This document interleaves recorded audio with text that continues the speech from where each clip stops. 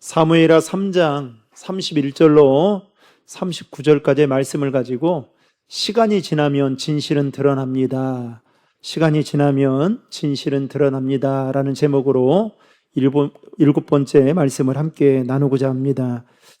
지난주에 살펴본 것처럼 아브넬의 죽음은 다윗에게 매우 큰 위기였습니다. 왜냐하면 다윗은 이제 막 아브넬과의 언약을 맺으면서 분열되어 있던 이스라엘을 하나로 통일할 수 있는 길을 열어가고 있었기 때문입니다. 당시 아브넬은 사울의 집안에 속한 사람이었고 또 북쪽 이스라엘 지파 사람들을 다윗에게 돌아오게 하는데 매우 중요한 역할을 할 수 있었던 사람이었습니다. 자, 그러면 여러분들이 지금까지 말씀들을 생각한다면 아실 텐데 왜 아브넬이 다윗에게 찾아왔을까요? 왜 찾아왔어요? 네? 왜 찾아왔습니까? 사울왕의 첩이었던 리스바를 간통을 하잖아요. 그래서 이스보셋이 뭐라고 하니까 괘씸한 나머지 이거 안 되겠다 싶어서 이제 다윗에게 찾아와서 언약을 맺고 이제 11지파를 다윗에게 돌려주고자 하는 마음을 가지고 찾아오게 된 겁니다. 그러니까 사실은 이 아브넬이 다윗을 위해서 정말 다윗을 생각해서 했던 마음, 그 마음에서부터 시작된 것은 아니었던 거죠. 어찌됐든 간에 이렇게 이스보셋 사울의 군대 장관이었던 이 아브넬이 이제 다윗에게 와서 언약을 맺고 그리고 마치 그를 통일왕국의 왕이 될 수 있는 길을 열어주는 데에 도움을 줄 수 있는 그런 아주 좋은 길이 열리게 되었습니다. 그런데 바로 그때 다윗의 군대 장관이었던 요압이라는 사람이 지난주에 우리 살펴봤잖아요. 다윗 몰래 아브넬을 부르더니 어떻게 합니까? 죽이게 됩니다. 이 일로 인해서 다윗이 통일왕국의 왕이 되는 일에 엄청난 차질이 생기게 됐고 더 큰 문제는 사람들은 아브넬의 죽음과 관련해서 누구를 의심하고 있느냐? 다윗을 의심할 수밖에 없는 상황에 처하게 됩니다. 여러분 한번 생각해 보세요. 아브넬은 지금 사울의 군대 장관입니다. 오랫동안 다윗과 적대 관계에 있었던 사람이었죠. 그런데 그런 아브넬이 다윗을 만나고 돌아오는 길에 어떻게 됩니까? 요압에 의해서 죽게 됩니다. 자, 그러면 이 11지파의 사람들이 생각할 때에 여러분 어떤 생각을 할까요? 그냥 단편적으로 딱 생각하면 다윗이 자신의 왕권을 확보하기 위해서 아브넬을 죽인 것이 아닐까 충분히 이렇게 생각하고도 남았을 것입니다. 그러니 이 아브넬의 죽음은 다윗에게 있어서는 참으로 억울한 상황일 수밖에 없었던 거죠.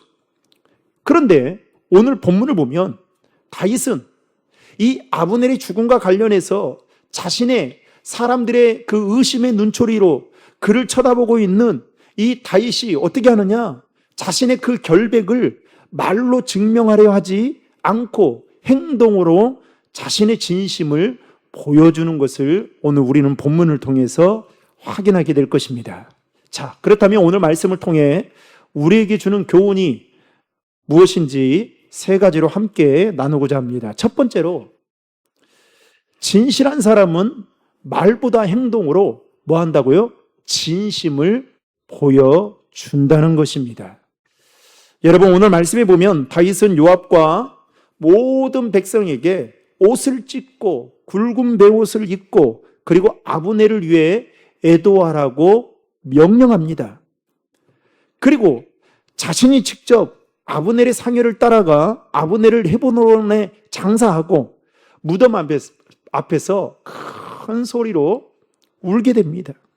그러자 오늘 말씀해 보면 백성들도 함께 함께 울었다라고 성경은 기록하고 있습니다. 자, 31절과 32절의 말씀을 다 함께 읽겠습니다. 다윗이 요압과 및 자기와 함께 있는 모든 백성에게 이르되 너희는 옷을 찢고 굵은 배를 띠고 아브넬 앞에서 애도하라 하니라. 다윗 왕이 상여를 따라가 아브넬을 헤브론에 장사하고 아브넬의 무덤에서 왕이 소리를 높여 울고 백성도 다 우니라. 아멘. 여러분, 여기서 우리는 다윗의 모습을 주목할 필요가 있습니다. 이때 당시 다윗에게 가장 필요한 것은 아브넬의 죽음과 관련되어져서 다윗을 의심하는 자들에게 여러분 어떻게 해요? 자신의 결백을 증명하는 일이 아마 급선무였을 것입니다. 다윗은 아브넬이 자신과 대립했던 자였지만 억울하게 죽임 당한 것에 대해서 다윗은 슬퍼했습니다. 게다가 다윗은 이 아브넬의 장례를 모든 백성이 참여하는 국가적인 행사로 만들어서 애도하게 했습니다. 여기에는 두 가지 이유가 있습니다. 하나는 다윗이 아브넬을 죽였을 거라고 의심의 눈초리를 보내고 있는 사람들에게 그 의심을 잠재우기 위한 것이었고, 또 하나는 억울하게 죽은 아브넬을 장사 지냄으로 인해서 그의 명예를 회복시켜주고, 그리고 그를 따르던 이스라엘 사람들의 마음을 돌이키기 위해서였습니다. 다윗은 비록 지금 유다 지파의 왕이었습니다. 그러나 그가 이 아브넬 한 사람의 죽음을 이렇게까지 슬퍼하는 모습은 당시 이스라엘 백성들에게 매우 깊은 인상을 주었을 것입니다. 여러분, 오늘날도 그러잖아요. 모든 기업의 오너들이 그러지 않겠지만 제가 지난번에 뉴스를 보다가 참 충격적이었는데요. 우리나라에서 직접 있었던 일입니다. 이 한 트랙터 같은 걸로 쭉 이렇게 물건을 실어가지고 옮기는 트랙터가 있잖아요. 그런데 이제 거기에 직원이 한 명 타고 사장이 이렇게 운전을 했는가 봐요. 그 위에서. 그런데 이렇게 장난을 친 것 같아요. 이렇게 막 흔들었던 거. 그러니까 그 높은 데에서 그 직원이 떨어지면서 그냥 움직이지를 않는 겁니다. 근데 더 충격적인 것은 뭐냐? 그 사장이 내려와서 다리로 톡톡톡톡 치면서 빨리 112를 불러야 되든가 아니면 119를 불러야 되든가 해서 빨리 응급조치를 취해야 되는데 다리로 톡톡톡톡 치는 거예요. 그걸 보면서 그러면서 이제 본인은 다른 변명을 하던데, 여러분, 아마 많은 기업의 오너들이 그러지 않겠지만 제가 이번 주 그 오후 예배 때 기독 영상을 보게 될 텐데 선정했던 것도 여러분 기업의 오너에 대한 이야기입니다. 그래서 이거 영상을 좀 우리 성도들하고 같이 봐야 되겠다 싶어가지고 제가 2번 보고 다른 거 했다가 이거 봐야 되겠다 싶어가지고 삶의 자리에서 좀 이렇게 살면 좋겠다라는 생각이 들어서 선정을 했는데요. 여러분, 눈 하나 깜짝하지 않습니다. 대통령도 마찬가지예요. 누구 한 사람 죽어도 어떻게 해요? 눈 하나 깜짝하지 않아요. 여러분, 다윗이라고 한들 여러분 그러지 않을 이유가 어디 있겠습니까? 타인 역시도 아브넬이 그를 도와준다라고 했지만 결국 그가 죽었던 것은 이렇게 말할 수 있겠죠. 그의 업보다. 이렇게 말할 수 있습니다. 아니면 어떠한 말로든지 어떻게 해요? 자신의 결백을 주장하면서 나하고 전혀 상관없는 일이다. 그러면서 무관심하고 무책임하게 그렇게 행동했을지도 모릅니다. 그런데 다윗은 그렇게 하지 않았습니다. 다윗은 자신에게 유리한 사람이냐 불리한 사람이냐를 떠나서 아브넬이라는 이 한 영혼이 하나님이 지으신 그 한 생명으로 바라보고 그의 죽음을 안타까워하며 명예롭게 장사했다라는 것입니다. 이처럼 다윗은 말보다 행동으로 자신의 진심을 보여주었던 사람이었습니다. 여러분, 신앙이라는 게 무엇입니까? 신앙이라는 게 말로만 증명되는 것이 아니잖아요. 말하는 것보다 더 중요한 것은 여러분 우리의 삶이라고 할 수 있습니다. 왜 그럴까요? 사람들은 우리가 하는 말보다 더 중요하게 생각하는 게 뭐예요? 더 중요하고 더 눈여겨보는 게 뭐냐? 우리의 행동입니다. 그래서 제가 옛날에는 목회자들이 가장 쉽게 말하는 것 중에 하나가 뭐냐면, 제가 이제 집사님, 권사님, 나중에 한번 식사 한번 해요. 그러면 진짜 그 말을 지켜야 되잖아요. 근데 언젠가 그러더라고요. 어떤 성도님, 목사님, 뭐 식사 한번 하자는데 언제 식사합니까? 그러더라고요. 제가 말을 했나 안 했나 깊이 생각이 들 정도로. 이게 다 여러분, 요즘 아이들도 그래요. 요즘 청년들도 그렇고 요즘 아이들도 그래요. 여러분, 빈말하면 절대 안 됩니다. 내가 지키지 못할 말은 여러분 하면 안 돼요. 뭐 사준다고 하면 지켜야 돼요. 뭐 해야 한다고 하면 지켜야 돼요. 왜요? 그들은 우리가 하는 말을 듣는 것이 아니라 우리의 행동을 더 중요하게 생각하고 보기 때문에 그렇습니다. 무엇보다도 더 중요한 것은 무엇입니까? 하나님은 우리의 중심을 보고 계신다는 것입니다. 따라서 성도는 언행이 잃지 않은 삶을 살아가는 일에 몸부림쳐야 한다는 것입니다. 교회에서는 거룩한 말을 하는데 가정에서는 전혀 다른 모습으로 살아가게 된다면 여러분, 우리의 신앙은 사람들로부터 절대 신뢰를 얻을 수가 없습니다.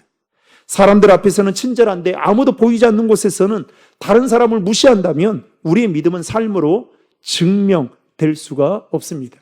지금도 제가 그 부흥의 부교육자로 있을 때, 선임 목사로 있을 때, 그 홍민기 목사님, 탱크 목사님, 라이트 교회, 홍민기 목사님이 강사로 오셨어요. 전교인 수련회. 그런데 그 목사님은 뭐 책도 책이지만은 대단하신 분입니다. 젊었을 때 부산 호산나 교회에 담임하다가 그만두고 지금 라이트하우스 교회에 지금 개척을 해서 지금 49번째 교회 개척을 했어요. 그리고 성도들을 다 광야 같은 삶을 살도록, 그래서 교회에서 여기서 교회가 항상 렌탈입니다. 안주하지 못하도록, 안일하지 않게 하려고. 그런데 그 목사님이 언젠가 한번 담임 목사님과 함께 식사를 하면서 그런 이야기를 하는 거예요.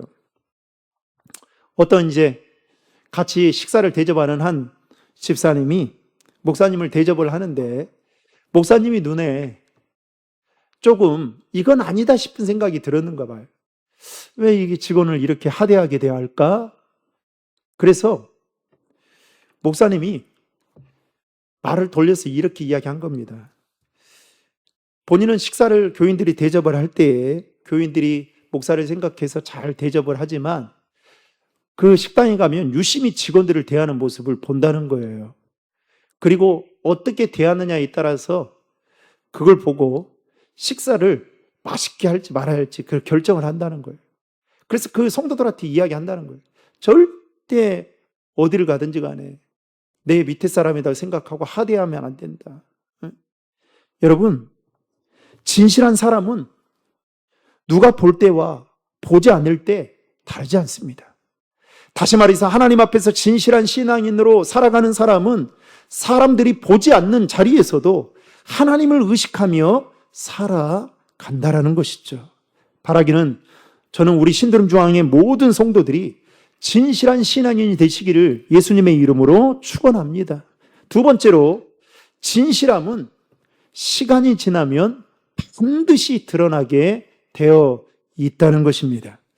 여러분, 다윗은 아브넬의 죽음을 슬퍼하며 그를 위해 애가를 지어 불렀습니다.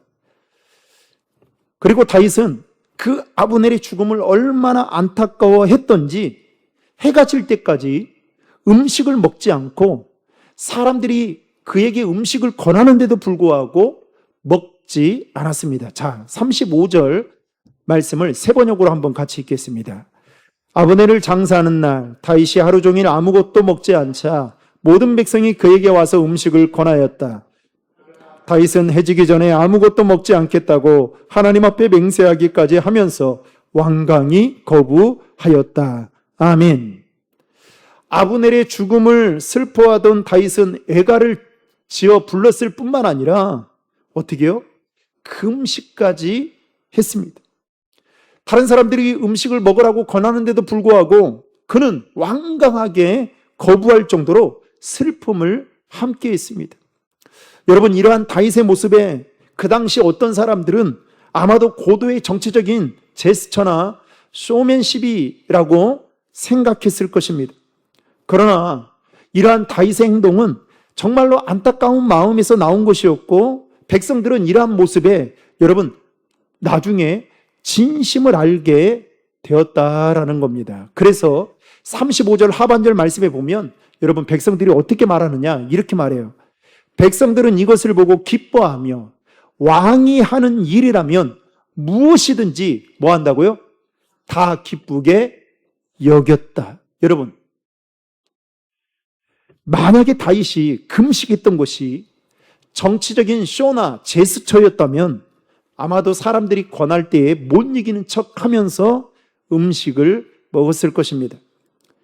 그리고 다윗이 음식을 권해서 먹었다면 아마도 그 소문이 삽시간에 이스라엘에 퍼지게 되었을 것입니다. 정치적인 목적으로 연기를 하면 그 순간은 여러분 통할 수 있고 어느 정도 사람을 속일 수 있겠죠. 그러나 조금만 시간이 지나게 되면 금세 그것을 알 수 있다는 겁니다. 사실 백성들은 이때까지만 해도 다윗이 아브넬을 죽였거나 아니면 아브넬을 죽이는 그 일에 주동자가 되어서 그가 나섰다라고 생각하고 의심의 눈길을 보내고 있었을 것입니다. 그런데 이런 다윗의 진정성 있는 행동을 보면서 여러분 백성들이 알게 된 게 무엇입니까? 다윗이 아브넬을 죽인 것이 아니었구나라고 그들은 확신하게 됩니다. 여러분 오늘 본문 36절과 37절이 그것을 보여주고 있는데요. 다 함께 읽겠습니다. 온 백성이 보고 기뻐하며 왕이 무슨 일을 하든지 무리가 다 기뻐하므로 이 나라의 온 백성과 온 이스라엘이 넬의 아들 아브넬을 죽인 것이 왕이 한 것이 아닌 줄을 아니라. 아멘. 다윗의 진심이 처음에는 다윗의 그와 같은 행동들이 처음에는 의심에 여전히 눈초리로 바라보았을지 몰라도 시간이 지나면 지날수록 다윗의 진심은 더 드러나게 되었다라는 겁니다. 여러분 여기서 우리가 반드시 기억해야 할 것은 진실은 시간이 지나면 반드시 드러나게 되어 있다라는 겁니다. 그래서 가식과 이선은 여러분 잠시 사람을 속일 수 있고 또 연기하는 것도 잠시 통할 수 있고 포장도 할 수 있습니다. 그러나 그것은 절대로 오래 갈 수 없다라는 것입니다. 왜냐하면 시간이 지나면 결국 그 사람의 본 모습이 여러분 드러나기 때문에 그렇습니다. 여러분 요즘에는요 사람들 말만 듣고는 이 사람이 어떤지 몰라요. 다 친절하게 보이고 제 눈에는 그렇더라고요. 사람들이 만나는 사람들이 말하는 거 보면요 다 진짜 천사처럼 느껴져요. 다. 근데 진짜 궁금해요. 천사일까? 여러분 우리 신앙도 마찬가지입니다. 어느 정도 우리의 가식과 이선이 사람들에게 먹힐 수 있어요. 거룩성이 우리 안에 희미해져 가고 있고 이 하나님이 우리에게 주시는 이 거룩함이 우리에게 사라진 지 오래인데 마치 내가 거룩한 사람처럼 그렇게 다른 사람들에게 보일 수 있습니다. 그러나 여러분 그것은 절대 오래갈 수 없습니다. 왜 그런지 아십니까? 하나님은 우리의 일거수일투족을 다 지켜보고 계시기 때문에 그렇습니다. 하나님 앞에서 드러나지 않을 것이 하나도 없다라는 거예요. 사람들이 나의 진심을 몰라준다 해도 여러분 하나님은 다 아십니다. 사람들이 나를 오해하고 인정해 주지 않아도 하나님은 나의 중심을 다 알고 계셔요. 그러므로 사랑하는 성도 여러분, 여러분의 삶의 자리에서 때로는 억울하고 손해보는 일들을 당해서 그래서 그것들을 내가 증명해 보려고 노력하는 것도 중요하겠지만 여러분 더 중요한 것은 하나님은 저와 여러분들을 잘 알고 계신다는 사실만으로도 여러분 이 말씀만으로도 여러분 위로가 될 수 있기를 주님의 이름으로 축복합니다. 여러분 모든 사람들이 그렇잖아요. 아무리 희양찬란한 말을 해도 사람들은 내가 듣고 싶은 말만 듣고 하고 싶은 말만 합니다. 내가 아무리 설명을 해도 마찬가지. 다윗이 한번 생각해 보세요. 아브넬의 죽음과 관련되어져서 만약에 이스라엘 11지파 사람들이 선동을 합니다. 당신이 죽이지 않았냐? 지금 당신이 쇼하고 있는 거 아니냐? 그러면서 여러분 다윗을 몰아칠 때에 다윗이 얼마나 억울한 마음이 들었을까요? 어떻게든 증명해 보이고 싶은데 누가 믿어주는 사람이 없는 겁니다. 그때 여러분 다윗이 어떤 마음일까요? 아무리 설명해도 이들이 내 말을 들으려고 하지 않구나. 그래서 싸워야 되는 건가? 이런 생각이 들 수도 있어요. 여러분, 그런데 다윗은 자신의 말로 자신의 무죄를 지금 말하고 있지 않습니다.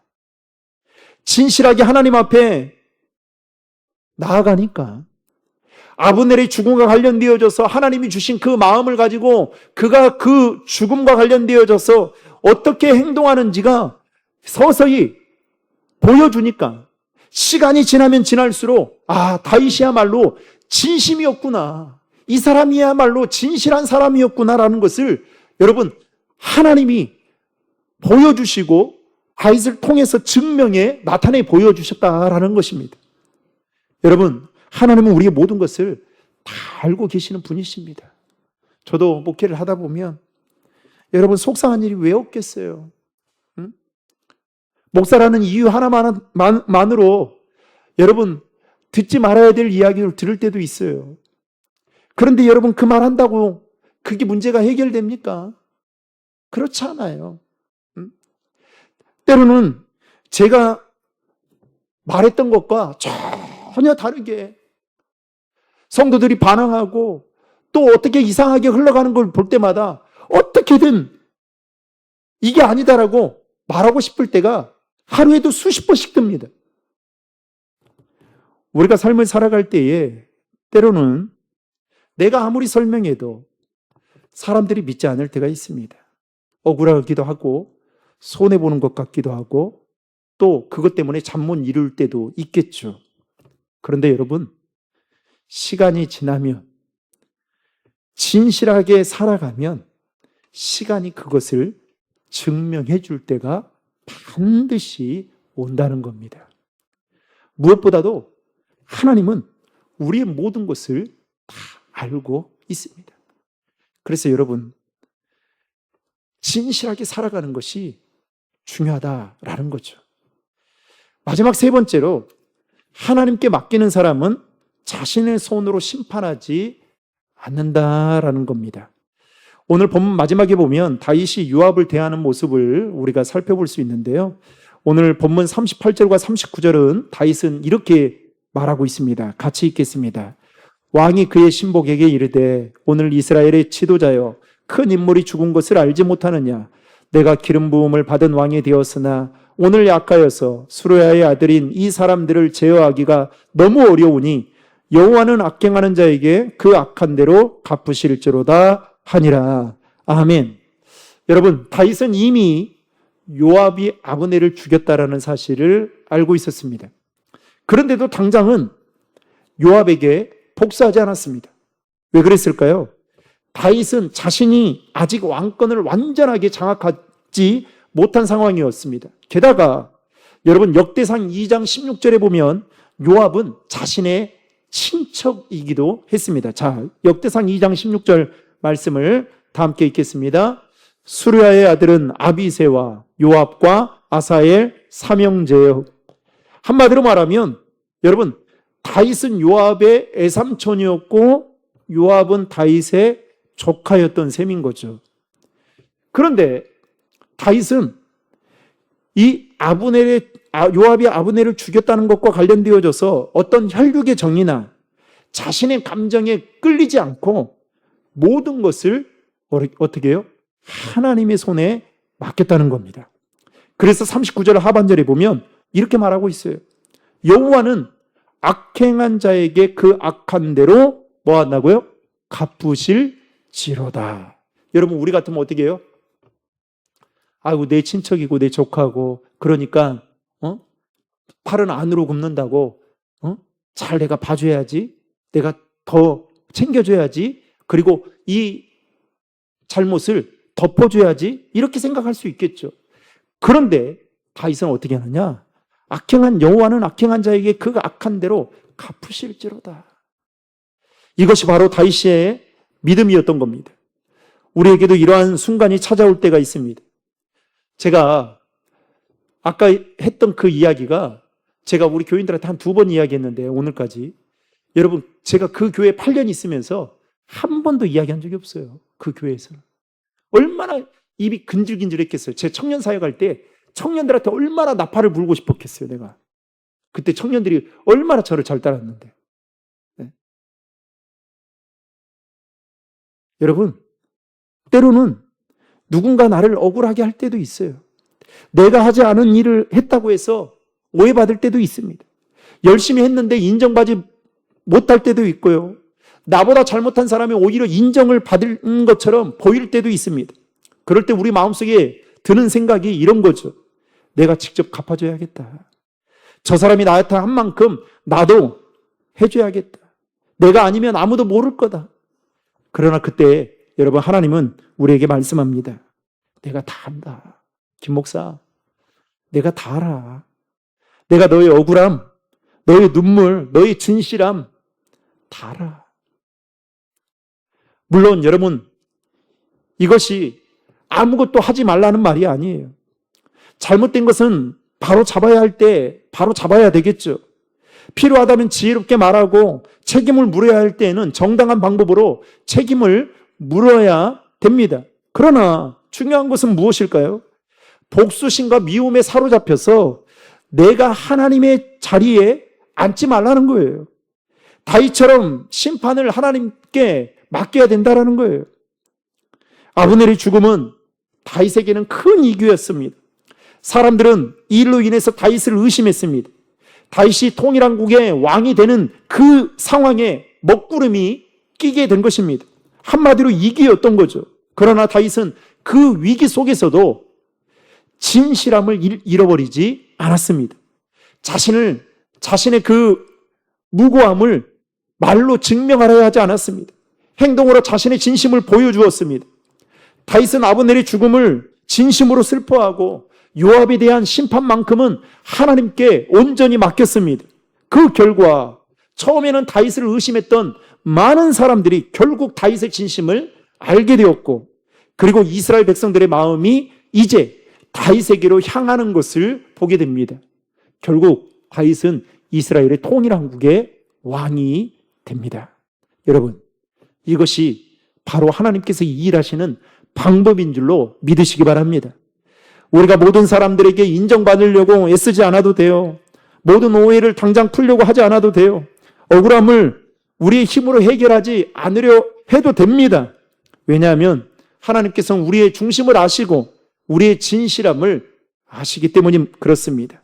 그리고 하나님의 때가 되면 그것들은 반드시 하나님께서 수면 위로 드러내 보이시고 그 일을 통해서 오히려 하나님께 온전히 맡긴 사람은 하나님이 그 사람을 더 높여 주신다라는 것입니다. 이 사실을 알고 저와 여러분은 어떻게 살아야 될까요? 사람이 보는 곳에서만 진실되기보다는 아무도 보지 않는 곳에서도 진실된 마음으로 살아가는 것. 말과 행동이 일치된 삶을 사는 것.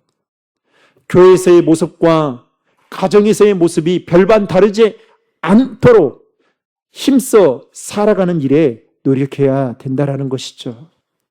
사람들에게 보여주기 위한 신앙은 절대로 오래갈 수 없습니다. 그러나 하나님 앞에서 진실된 신앙은 지금은 비록 사람들이 알아주지 않고 인정해주지 않지만 하나님의 때가 되면 그 사람을 하나님은 반드시 높여 들어 쓰신다는 것입니다. 오늘 말씀의 제목처럼 시간이 지나면 진실은 반드시 드러나기 마련입니다. 진실이 승리한다라는 것입니다. 단지 시간이 필요할 뿐입니다. 그리고 지금 당장 드러나지 않을 수도 있습니다. 그러나 하나님은 결코 우리의 진실함을 외면하지 않으십니다. 위기의 순간 속에서도 진실함을 잃지 않고 말과 행동이 일치하며 억울함과 모든 문제를 온전히 맡겼던 다윗처럼 우리 신드름 중앙의 모든 성도들이 다윗과 같은 그런 믿음의 사람이 되시기를 주님의 이름으로 축복합니다. 여호와는 악행하는 자에게 그 악한 대로 갚으실지로다. 이 말씀을 기억하고 우리의 모든 것을 다 아시는 하나님만을 바라보며 여러분 진실한 신앙인으로 살아가는 우리 신드름 중앙의 모든 성도님들 되시기를 예수님의 이름으로 축원합니다.